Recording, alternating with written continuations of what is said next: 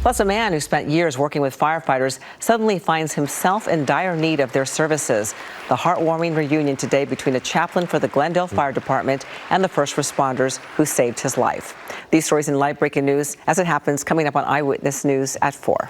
An emotional reunion between local first responders and a stroke survivor. Thanks to the quick actions of the Glendale Fire Department, a local pastor gets to live another day. Our Circle of Health reporter Denise Dedor has the story. At Fire Station 21 in Glendale, a surprise and rare reunion between first responders and young stroke survivor Nick Reed. My surgeon told me that I had a few minutes to live and that paramedics got me right to the right place. But Nick's miraculous save has a very intense backstory. 3 days before Glendale fire paramedics arrived at his home, Nick had passed out on a golf course. An ambulance took him to the hospital. I was misdiagnosed there, released after 12 hours, went home, taken to another urgent care a few days later, misdiagnosed again. After that, Nick kept falling. He couldn't function. His wife, Rachel, took action. I went into a coma kind of right during that time in my house.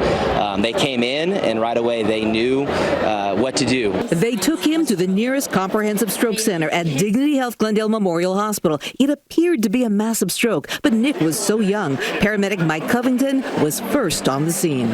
I'm 38 years old. My engineer's 38 years old. You know, none of us would think that someone our age could have such a life-threatening event. We'll see slurred speech.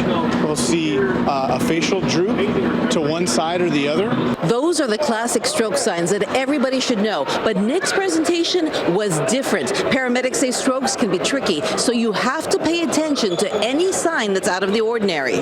Fainting spells, headaches, dizziness, nausea, vomiting, those types of symptoms that are persistent or sudden onset with no rhyme or reason why they occurred, those would be causes for concern. At this award ceremony, hosted by our own ABC 7, Ellen Leva, Nick's 4 daughters gave firefighters a plaque so they can always remember what they did for their family. Nick is a walking miracle, thanks to you. In Glendale, Denise Dedor, ABC 7, Eyewitness News.